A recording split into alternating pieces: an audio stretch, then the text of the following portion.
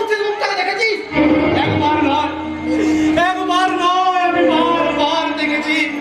কিন্তু ভগবান যদি আমাকে কালো উপস্থিত করে এই পৃথিবীতে পাঠায়, সেটা কি আমার অপরাধ? না না, চুপ করে থাকবেন না স্যার, চুপ করে থাকবেন না। আমাকে বলতেই হবে, অপরাধ না করলেও কেন আমাকে অপরাধের মতো মুখ লুকিয়ে থাকতে হবে? বলুন, মানুষ হয়েও কেন আমি মানুষের মর্যাদা নিয়ে বাঁচতে পারবো না? কেন কেন? চুপ! দূর হয়ে যাও আমার চোখের সামনে থেকে।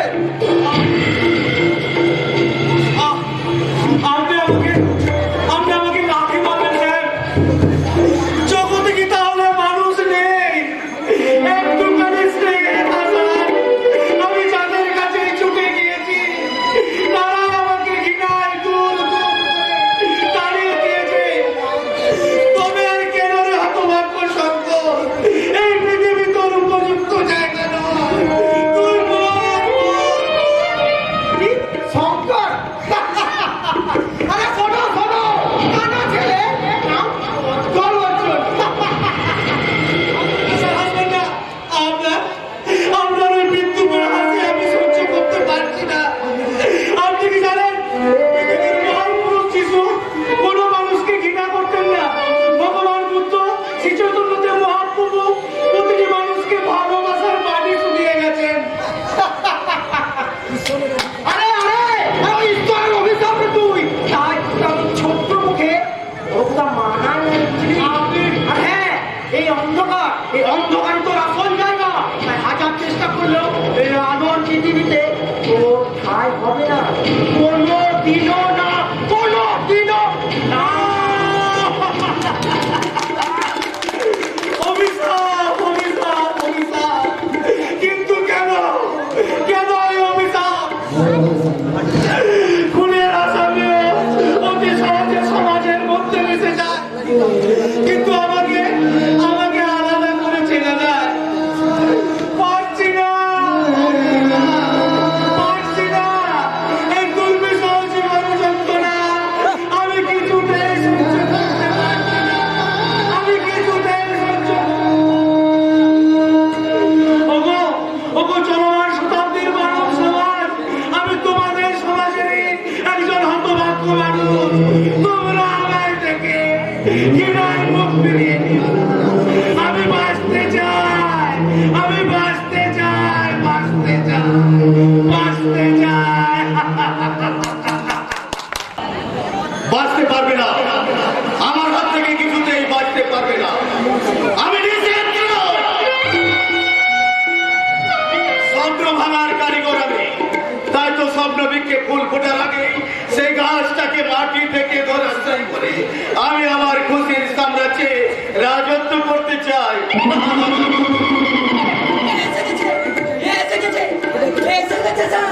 আরে কে এসে গেছে? কোন মেয়েটা? ওই যে আমি চোখের ইশারা করে দিয়েছি, কমললতা। এটা কি ভালো স্যার, যেটা আগুনের ফুলকি মারি। আগুন নেই তো আমার কারবার, আর আগুন যত চলবে ততই বাড়বে আমার কারবার। সত্যি আমার তো চিঠিপোটা বুদ্ধি থাকতো, তাহলে কি করতে এসছে? বল কি করতে? আমরা জীবনে দাস হয়ে থাকতে চাই। কমললতা কোথায়? অপেক্ষা করতে চাই। এবার তাহলে আমি পুজোর আয়োজন করি। কিন্তু তার আগে বলুন কি করতে হবে? তুই ওই ক্যামেরাম্যান বাদশাকে খবর দিয়েছিস? কেন স্যার? শুনতেন, আমি একটা নতুন ব্লুপ্রিন্ট বাজারে ছাড়তে চাই, আর যার নাম হবে প্রেমরূপ। আরে দারুণ হবে স্যার, জমবে ভালো। আরে নায়ক তাহলে ওসব নিয়ে তোকে ভাবতে হবে না, তুই ওসব আগের থেকে ঠিক করাই আছে। সত্যি স্যার, আপনার বুদ্ধির তুলনায় হয় না। যদি আমার মধ্যে ছিটেফোঁটা বুদ্ধি থাকতো তাহলে কোনোদিনই পারবি না, কারণ এই নিশিত রায় দুনিয়ার কাউকে বিশ্বাস করে না, এমনকি নিজেকেও নয়। আমি তাহলে যাই স্যার। কোথায় যাচ্ছিস? ক্যামেরাম্যান বাচ্চাকে খবর দিতে বললেন। আর যাওয়ার প্রয়োজন নেই, আমিও ঘরে গিয়ে ওকে ফোন করে দিচ্ছি। আরে তুই ওই কমললতা আমার কথা কিছু বলছিল? বলবে না মানে আপনার প্রশংসায় একেবারে পঞ্চমুখ। তাছাড়া মেয়েটা আপনার প্রেমে একেবারে গদগদ। আরে হবেই তো, আমার মতো এই সুন্দর চেহারার ছেলেকে পাওয়ার জন্য কত মেয়ে তপস্যা করে বসে আছে। সত্যি স্যার, সত্যি কথা বলতে কি স্যার, আমি যদি মেয়ে হতাম আপনার প্রেমে পড়ে যেতাম। প্রেম কারা করে জানিস? কারা স্যার? দুর্বল ভীরু কাপুরুষেরা। আচ্ছা তুই কোনোদিন বাঘ দেখেছিস? বাঘ ছেলেবেলায় সার্কাসে দেখেছি। আমি হলাম সেই ক্ষুধার্ত। আরে মাংসের প্রতি আমার খুব লোভ, কিন্তু তাই বলে অনেক কাউকে নিয়ে আমি কোনোদিনও ঘর বাঁধবো না রে। বাঘের মতো অনেক মাংস আমি খুবলে খাবো। সে কি, আমি যে এখানে আছি ওই পুরোটা জানলো কি করে? আমিও তো তাই ভাবছি স্যার। সন্তোষেন, তুই ওই বাইরে রাস্তায় গিয়ে দাঁড়াবি, আর ওই বুড়োটা যদি আমার কথা জানতে চাই তুই বলবি আমি এখানে নেই। বলতে হবে না বাবু, আর বলতে হবে না, আমি সব বুঝে নিয়েছি। তুমি কি বুঝে নিয়েছো বিহারিদা? আরো আগে যা বুঝা উচিত ছিল। তার মানে মানুষ যখন বদলে যায় তখন তার মধ্যে স্নেহ মায়া কর্তব্য কিছুই থাকে না। আমাকে দেখে কি তোমার তাই মনে হয়? সেটা আমার থেকে তুমিই ভালো জানো। তবে তোমাকে একটা কথা বলে রাখি দাদা বাবু, কর্তব্য সবার উপরে। কর্তব্য এই সমাজ সংসার রাষ্ট্রে কতজন মানুষ কর্তব্য পালন করে বলতে পারো বিহারিদা? কেউ না, মানুষ শুধু নিজেকে নিয়ে ব্যস্ত। তাই বুঝি, কিন্তু একবারও ভেবে দেখেছো কি মানুষ শুধু নিজেকে নিয়ে কখনো সুখী হতে পারে না? পারে বিহারিদা, পারে। আর আমি সেটা প্রমাণ করে দেবো যে এই পৃথিবীর আমি একজন সুখী মানুষ। পারবে না, তুমি পারবে না দাদাবাবু। ভাবের ঘরে চুরি করে আর যাই পাওয়া যায়, আত্মসুখ পাওয়া যায় না দাদাবাবু। ওসব বড় বড় কথা শুনতে আমার ভালো লাগে না। আমি করছি খোকা নই, ভালো মন্দ বোঝার মতো যথেষ্ট জ্ঞান আমার আছে। ঠিকই তো, স্যারের মতো মহৎ মানুষ এই যুগে হয় না। তুমি কে হে মহাপুরুষ? আমি তুই, মানে ওই স্যারের লেজুদাই। তুই চুপ কর। কেন স্যার, আমি কিছু ভুল বললাম? তুই চুপ করবে? ওকে শুধু ধমকাচ্ছ কেন? যা সত্য তাই বলেছে। চলো দাদাবাবু, বাড়ি চলো, কর্তাবাবু তোমাকে ডাকছেন। আরে ডাকলেই আমাকে যেতে হবে? আমি যেতে পারবো না। তাকে তুমি বলে দিও আমার হাতে অনেক কাজ আছে। সে কি বাবার কাছে অপেক্ষা করি? বাবা, ওই মানুষটাকে আমি একদম সহ্য করতে পারি না। তার নির্বুদ্ধিতার কারণে এত বড় ব্যবসাটা ডুবিয়েছে। এমনকি সে কোনোদিন আমার ভালো পর্যন্ত দেখতে পারে না। বলো না দাদাবাবু, আমার কথা তুমি বলো না। কর্তাবাবু শুনলে ভীষণ দুঃখ পাবে। ভিতরে মানুষটা যে কত বড় অসহায় তা যদি তুমি জানতে, এমন কথা তুমি বলতে পারতে না। তার হয়ে তোমাকে আরো কালতে করতে হবে না। মধ্যা কথা আমি এখন যাবো না। তাকে তুমি বলে দিও তার কথা মতো চলতে আমি বাধ্য নই। বাহ, চমৎকার! এই না হলো উপযুক্ত সন্তান। ধন্য তুমি দাদাবাবু, তোমার তুলনা তুমি নিজেই। হায় রে ভাগা পিতার দল, এমন সন্তানদের ঘিরে তোরা ভবিষ্যতের স্বপ্নে বিভোর হয়ে থাকিস। আর স্বপ্নে যখন ভেঙে যায় তখন কান্না ছাড়া তোদের কিছুই থাকে না। শোনো বিহারিদা, কি আর শোনাবে? সব কথাই তো আমার শোনা হয়ে গেছে। তবে তোমাকে একটা কথা বলে রাখি দাদাবাবু, প্রকৃতির অমন বিধানে তুমিও একদিন সন্তানের পিতা হবে। আর সেদিন তোমার সন্তানের কাছ থেকে এত বড় আঘাত পেলে তুমি সইতে পারবে না।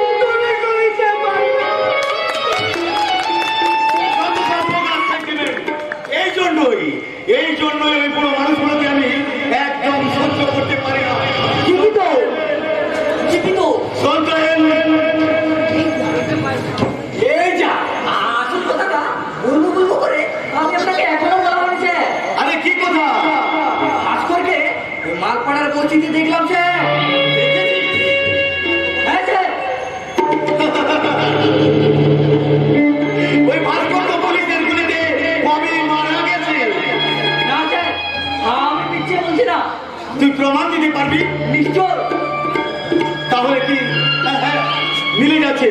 ভাস্কর তো আমাকে একদিন বলেছিল যে অসৎ পথ চিরদিনের মতো পরিত্যাগ করে সে এখান থেকে চলে যাবে। ভাস্কর চৌধুরী, বুদ্ধির খেলায় তুমি জয়ী হতে পারবে না, কারণ তোমার মৃত্যুবানটা আমার হাতের মতোই। অতএব তোমাকে এই পুরানো আস্তানায় ফিরে আসতেই হবে। ভাস্করকে আপনি আচ্ছা করে গাইড করেছেন। শুধু ভাস্করকে নয়, শুধু ভাস্করকে নয়, সেই সঙ্গে তার স্ত্রীকেও এক ঢিলে দুই পাখি।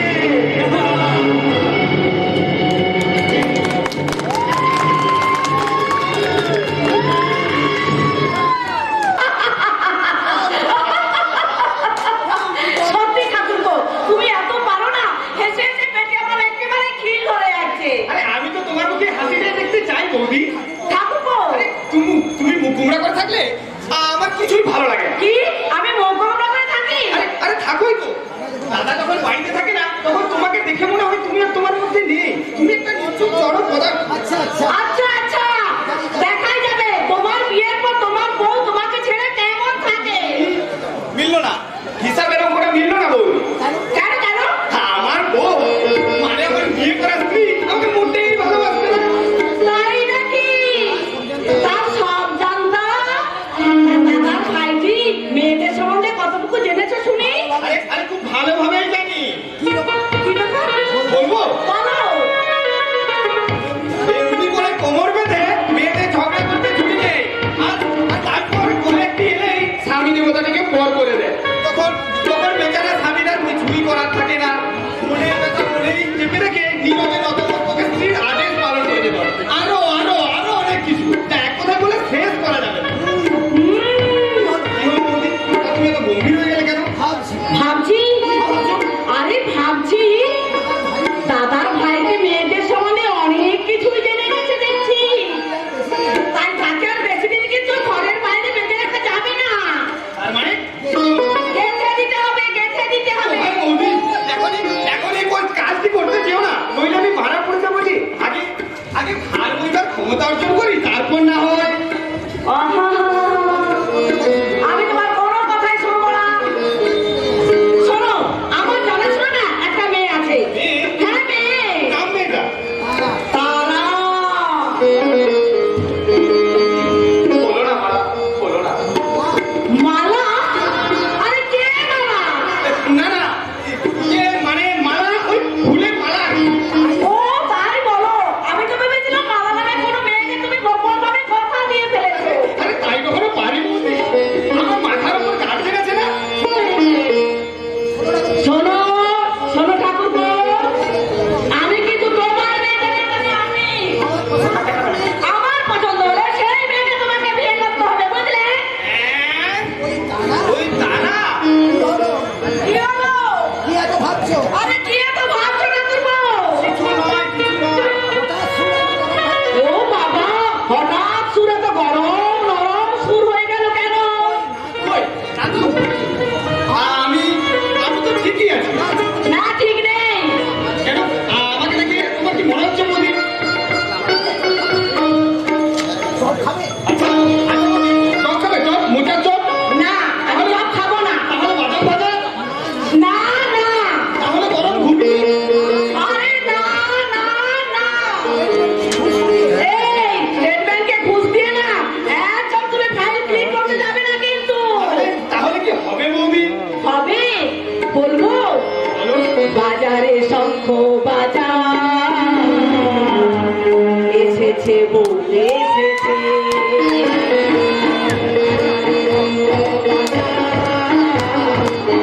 এসেছে বউ এসেছে।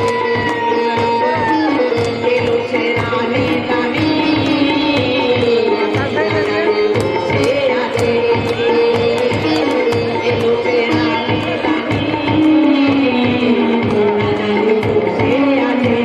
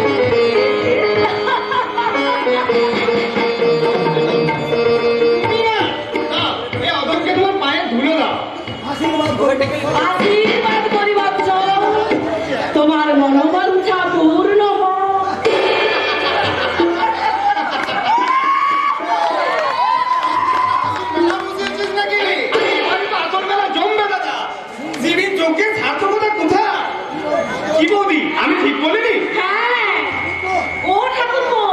আলো এসে গেছে বৌদি, আলো এসে গেছে। অন্ধকারকে আবার চলে যেতে হবে, অতএব অন্ধকারের প্রস্থান।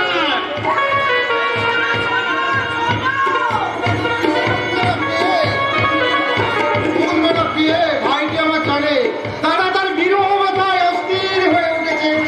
তাই বুঝি? ঠিক তাই।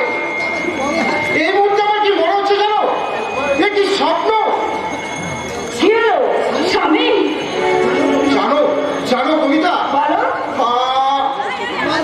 আমার মাঝে মাঝে কি মনে হয় জানো, কি মনে হয়? মনে হয় স্বপ্ন দেখছি। এত সুখ এই ওলাবি আনন্দ আমার কপালে সইবে তো? হঠাৎ হঠাৎ ঝড় হয়ে সব কিছু এলোমেলো হয়ে যাবে না তো? আর কি সব বলছো তুমি? আমি অনেক কিছুই বলতে চাই কবিতা, কিন্তু কিন্তু কিছুই বলতে পারি না। তুই এইটুকু জেনে রাখো, একটা ভয় আমাকে সব সময় গাছ করতে চাইছে। আমি শত চেষ্টা করলো, আমি নিজেকে রক্ষা করতে পারিনি। কি বলছো? কি সেই ভয়? বলো কি সেই ভয়? আমি বলতে পারবো না, আমি কিছুই বলতে পারবো না। স্বামী, আজ আমার খোঁজে কেউ এসেছিল? কই কেউ আসেনি তো? আচ্ছা বলো তো, তুমি বারবার ওই কারখানা থেকে ফিরে এসে কেন করে বারবার জিজ্ঞাসা করো কেউ তোমার খোঁজ আসতে এসে গেছে কিনা? আরে কে আসবে তোমার খোঁজ করতে? কেউ তো আসেনি। না মানে কত লোকের খোঁজ করে বেড়ায়। স্বামী, আচ্ছা কবিতা, বলো। এমন তো হতে পারে তোমার স্বামীকে তুমি যা ভাবো সেটা নয়, ধরো কোনো অসৎ লোকের পাল্লাই পড়ে আমিও হয়তো অসৎ হয়ে গেছিলাম। না না না, আমি বিশ্বাস করি না, আমি বিশ্বাস করি না। আমার উপর তোমার এত বিশ্বাস? হ্যাঁ, তুমি যে আমার স্বামী, তুমি আমার ইহকাল, তুমি আমার পরকাল। তোমাকে না বিশ্বাস করে যে আমার নরকের স্থান হবে, গো, নরকের স্থান হবে। কি হলো? যন্ত্রণা, কিসের যন্ত্রণা? একটা অসহ্য যন্ত্রণা দিবারাত্রি আমাকে কুড়িয়ে কুড়িয়ে খাচ্ছে। আমি কি করলাম? কেন কেন কেন এত বড় ভুল করলাম? আমি তোমার সঙ্গে প্রতারণা করেছি কবিতা, তোমার সঙ্গে প্রতারণা করেছি, চরম প্রতারণা করেছি। কি বলছো তুমি? সে তুমি বুঝবে না। আমার সবকিছু জানার পর হয়তো তুমিও আমার থেকে ঘৃণায় মুখ ফিরিয়ে নেবে। না। শুধু তুমি কেন, আর কোনো হয়তো আমার ছায়া আর কোনোদিন মানাবে না। আমার জীবনের শোচনীয় পরাজয় আমি সহ্য করতে পারছি না, আমি সহ্য করতে পারছি না। স্বামী, আমাকে ছেড়ে তুমি কোথাও চলে যাবে না? যাবো না গো, আমি তোমাকে ছেড়ে কোনোদিন কোথাও যাবো না, কোথাও যাবো না। সত্যি বলছো কবিতা? সত্যি সত্যি সত্যি। মুখ থেকে আমার পাশার ভাতটা নেমে গেল। জানো জানো কবিতা, বোনের চাকরিটা পাকা হলেই আমরা এই বস্তি ছেড়ে চলে যাবো অনেক দূরে। ছায়াগেরা সবুজ গাছ প্রতিনিয়ত হাতছানি দিয়ে ডাকছে, দিঘির জল আসেন প্যাক প্যাক ডাক, মাঠ ভর্তি কাশফুল, সেখানে সেখানে আমরা নতুন করে ঘর বাঁধবো। ভালো হবে গো, খুব ভালো হবে। ওই গায়ের মাটির গন্ধ আমার আমার খুব ভালো লাগে গো। সেই যে কিষানে আর জানো তো কিন্তু পূজা, লক্ষ্মীর আলপনা, লক্ষ্মী পূজা। কবিতা, ভাবছি গো ভাবছি, কবে কবে আসবে সেই শুভ দিন? আরে ভাবতে হবে না, এসে গেছে সেই শুভ দিন।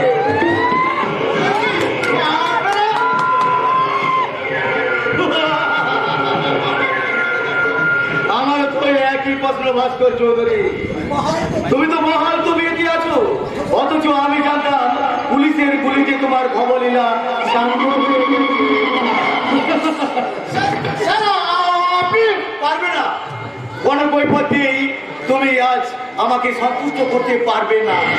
এই নিশীথ রায়কে বোকা বানাতে গিয়ে আজ তুমি নিজেই বোকা বেড়ে গেছো। প্রতিটা জীবেরই জীবনের প্রতি লোভ আছে, তাই তোমারও থাকাটাই স্বাভাবিক, কিন্তু তার অর্থ এই নয় যে তুমি তোমার অন্নদাতা মালিকের সঙ্গে বিশ্বাসঘাতকতা করবে। ঠিক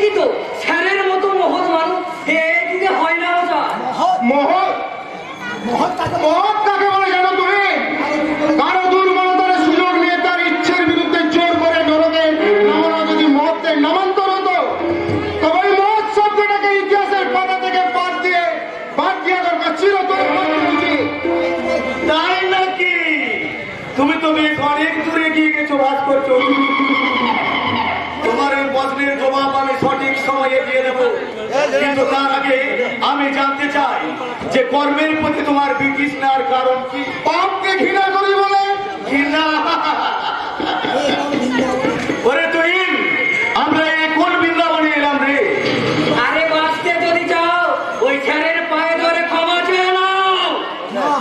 না, ওই নাকে হ্যাঁ বরাবর আমার জুড়ি রে। খেলোয়াড়ের সেরা খেলোয়াড় এই নিশ্চিত নাই, কখনো মাঠ পথে খেলা বন্ধ করে দেয় না। এই চরম সত্যটা ওই মূর্খ বোধই জানে না। দূর আকাশে সুতোর উপর ভর করে ঘুড়িটা উঠলেও লাগাইটা কিন্তু আমার হাতে। আমি ইচ্ছে করলে এক আজকে টানে মাটিতে নামিয়ে এনে ওর সমস্ত জারি জুড়ি আমি ভেঙে চুরমার করে দিতে পারি। স্যার, স্যার, আপনি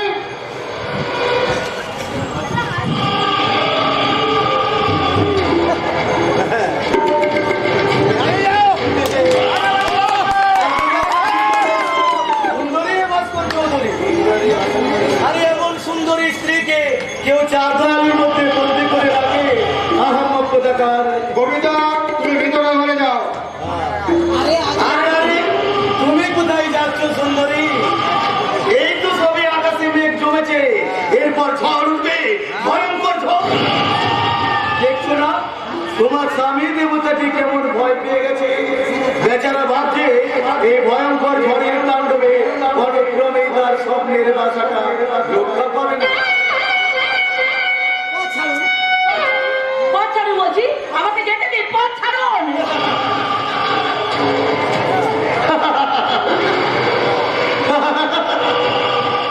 আরে সুন্দরী, তাই কি কখনো পারি?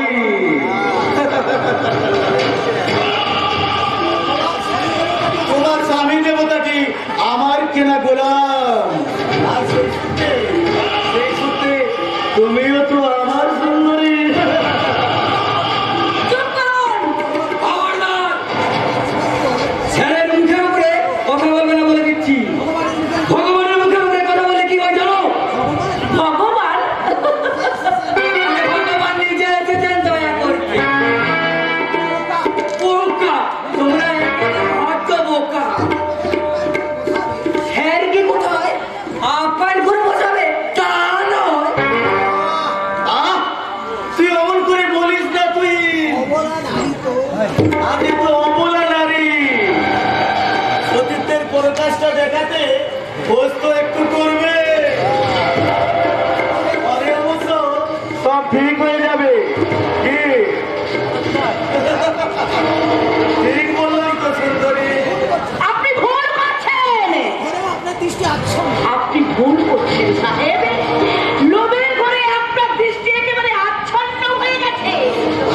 তাই মিথ্যাকে সত্য আর সত্যকে মিথ্যা ভেবে আপনি লাভের অঙ্ক বসছেন। কিন্তু দেখবেন স্যার, ওই সব অঙ্কের মূল্য পাটিগণিতে হয় না। আন্ডারস্ট্যান্ড? তো বেটার আন্ডারস্ট্যান্ড।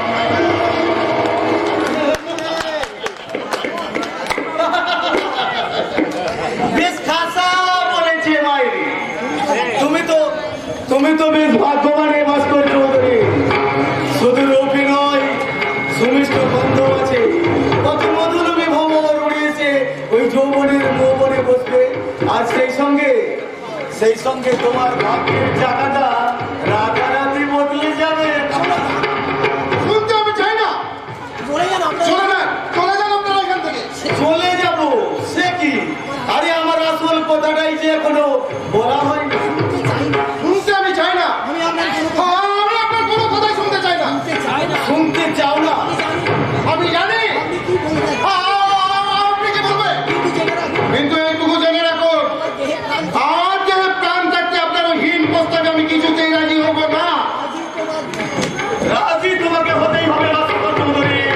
আর শুধু তুমি একা নয়, সঙ্গে তোমার সুন্দরী স্ত্রীকেও আমি তুলে নিয়ে যাব আমার ওই গোপন আস্তানায়। অস্থির এই নোংরা ঘরে ওই সুন্দরী মেয়েটাকে মোটেই মানায় না। সেখানে বিশেষ কবিতা মিস ডালিয়া হয়ে তার যৌবনের পাপড়ি মেলে ধরবে, আর বিনিময়ে তুমি পাবে টাকা, অনেক অনেক টাকা। না না না, আমার দরকার নেই। আমার স্ত্রীর সঙ্গে আপনি প্রতারণা করতে পারেন না। আরে ভেবে দেখো মাস্টার, এই শহরের মুখে তোমার নিজস্ব বাড়ি হবে, গাড়ি হবে, এমনকি অগাধ ধন সম্পত্তির মালিক হবে তুমি। তুমি তোমার সুন্দরী স্ত্রীকে সামনে রেখে অনেক অনেক দূরে এগিয়ে যেতে পারে।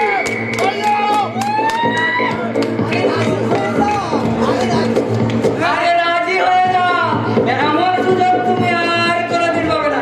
আমি অনেকটা লুকা দিতাম। জানো না তুমি? জানি জানি, টাকার চেয়ে বড় এই পৃথিবীতে কিছুই নেই। সেই সঙ্গে তুই এটাও বলে দে, তুই সুযোগের সৎ ব্যবহার করাটাই বুদ্ধিমানের কাজ। ঠিকই তো, স্যারের অপার করোনা, তাই তোমাকে দয়া করতে চাইছে। চাই না, চাই না আমি দয়া। দয়া আপনাকে, আপনারা এখান থেকে চলে যান। তাকে বললাম তাহলে তুমি রাজি নও? তাহলে তুমি একান্তই জেল হাজতে পচে মরতে চাও? আরে মরবে মরবে, কেউ তোমাকে বাঁচাতে পারবে না। এই ছবিটার দিকে তাকিয়ে দেখো তো ভাস্কর চৌধুরী, চিনতে পারছো? আদিনাথ স্যান্ডেলের খুনিকে পুলিশ অন্য হয়ে খুঁজছে, আর এই ছবিটা পাবার সঙ্গে সঙ্গে